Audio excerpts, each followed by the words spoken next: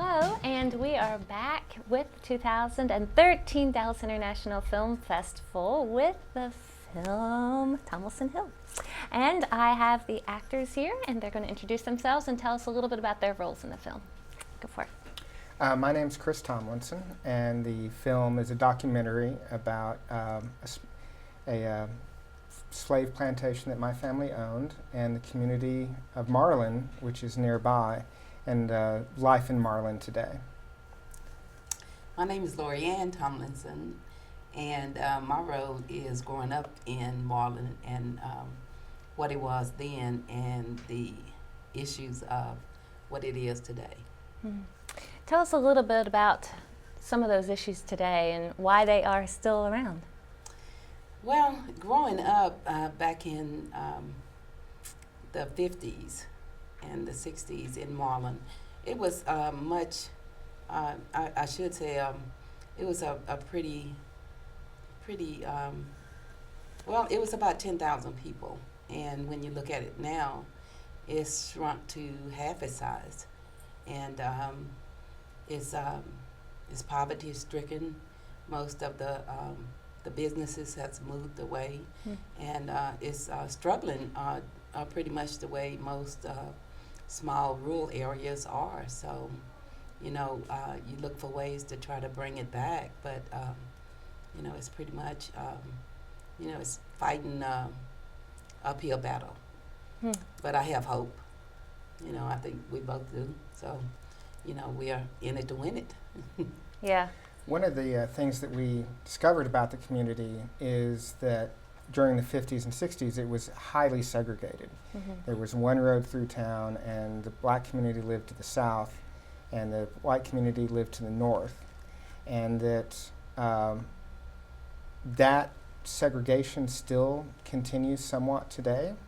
And one of the things that we found, and I think Loreane experienced, was that in trying to organize the community and try to help it pull itself out of poverty, those racial tensions still remain with some members of the community. And the film takes a look at how there are people trying to get past that history and possibly pull together to try to help their town.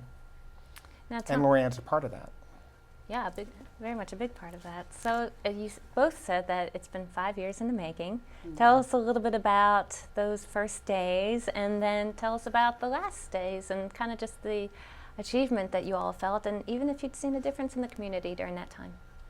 Well, I think one of the most nervous moments for me was meeting Loreane for the first time, because I had not met an African-American Tomlinson before. And I knew they were out there, and I knew about Loreane's son, Ladanian, who was a football player with San Diego Chargers. But I had never met anyone, and I was very nervous about what it would be like. And it so happened that we met at a city council meeting where Loreane was trying to convince the city council to embrace her vision for community organizing.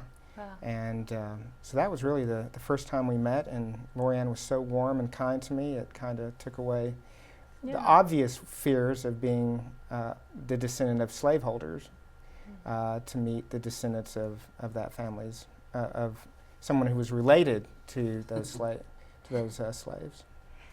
Loreane, describe that experience for you. Well, kind of, you know, I guess growing up in the era that I grew up, it was just kind of, you know, you knew who you were, but you, I guess it's kind of bittersweet because your parents told you that there was danger out there, but, you know, you just never, it never is part of you. You know, you just, you live your life, you go about your day, and that's for other people. It just never is a part of your life.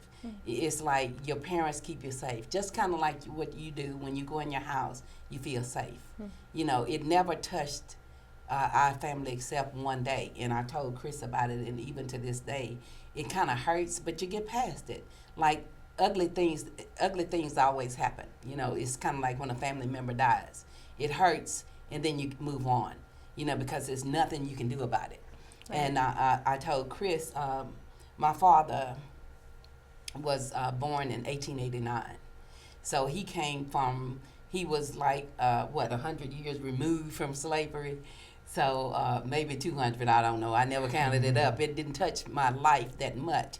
I knew it was a part of my ancestry, but it didn't, it happened, okay? Yeah. But I don't have to be bitter about it. And so I never let it touch my life to the point where I said that it would be, it would benefit me to let it make me bitter. So my father, we were downtown one day, and I was about 5 years old, and he pulled me off the sidewalk to let a white lady pass, and he told me that I should never be on the sidewalk when a white lady passed. Now I remember that, but I didn't let it be a part of who I was. If you can understand that. Mm-hmm. I can't really explain it, but I always remembered it. Right. Because and as I grew up, now I didn't teach my kids that, even though I knew racism was out there. I know black people that are racist. I know Hispanic people that are racist. I know all people have some racism in them. Mm. So my whole thing is get past it and move on. Mm. And because we have to work together on this side, because we got to work together on the other side. Yeah. So but meeting Chris was one part where I knew that we could. I felt like we could work together, and it's always a blessing when I talk to him, because I see where he's always saying he has this heart for Marlon like I do.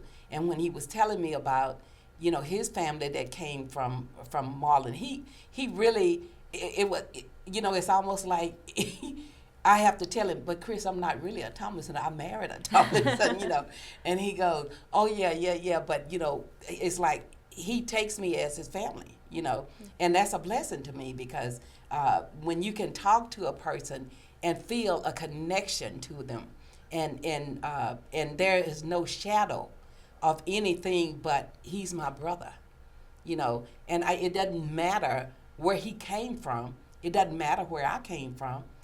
This is the way he looks at me, and this is the way I look at him. Right.